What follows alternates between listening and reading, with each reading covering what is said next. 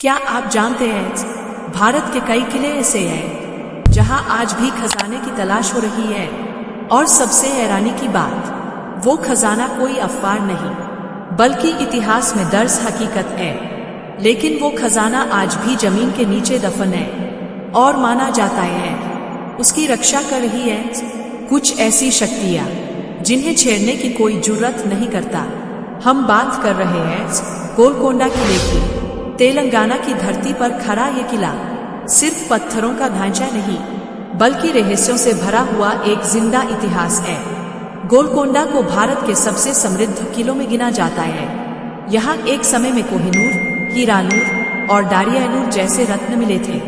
हाँ, वही कोहिनूर जो आज ब्रिटिश ताज की शोभा बढ़ा रहा है। इतिहास बताता है जब मुगल बादशाह औरंगजेब ने इस किले पर हमला किया तो खजाना गुप्त सुरंगों के जरिए छिपा दिया गया था।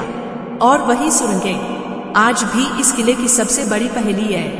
कहते हैं किले के एक हिस्से से एक सुरंग शुरू होती है जो सीधा ले जाती है चार मीनार के नीचे, और उसी सुरंग में कहीं आज भी छिपा है अरबों का खजाना। इस किले की दीवारें बहुत खास हैं, इतनी खास कि अगर आप किले के एक कोने में ताली बजाएं तो उसकी गूंज सीधे 1 किलोमीटर दूर सुनाई देती है। यही तकनीक इस्तेमाल होती थी सुरक्षा के लिए। लेकिन क्या ये भी कोई छिपा हुआ अलार्म सिस्टम था? अब बात करते हैं सुरंगों की। कहते हैं अभी तक गोलकोंडा की सिर्फ 20% सुरंगों की खोज हो पाई है।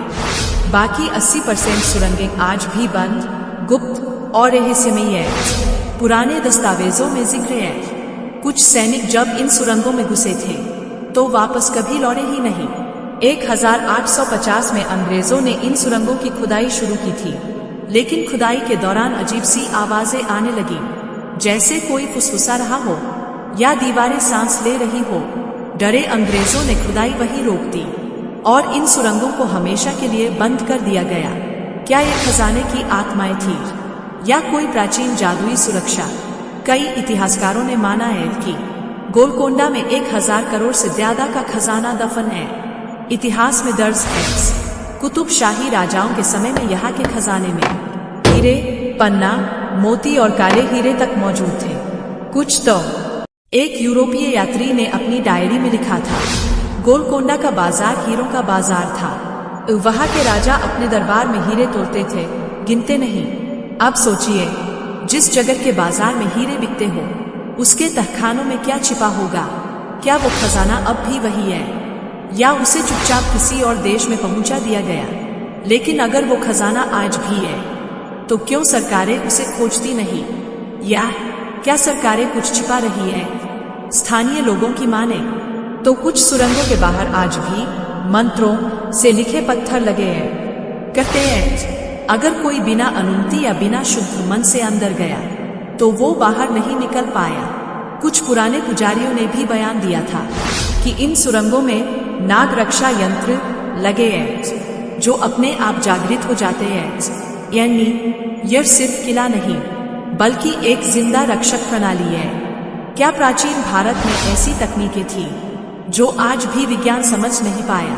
क्या ये वो ही विज्ञान और तंत्र का संगम है जिसके बारे में सिर्फ ग्रंथों में पढ़ा गया? एक और चौंकाने वाला रहस्य, गोलकोंडा की सुरंगें सिर्फ चार मीनार तक नहीं बल्कि लाल किला, अजमेर, तंजावुर जैसे शहरों से भी जुड़ी थी। कुछ रिपोर्ट्स कहती है एक सुरंग तो सीधा काकीनाडा बंदरगाह तक जाती थी जहां से खजाना समुद्र के रास्ते बाहर भेजा जा सकता था। मतलब ये एक प्राचीन अंडरग्राउंड नेटवर्क था जहां सिर्फ राजा और चुनिंदा लोग जा सकते थे। आज भी ASI भारतीय पुरातत्व विभाग इन सुरंगों की खोज कर रहा है, लेकिन पब्लिक को इसका जिक्र नहीं किया जाता। क्यों? क्या सरकार को डर है कि खजाने के साथ कोई प्राचीन रहस्य भी खुल जाएगा? गोलकोंडा का किला आज भी खड़ा है।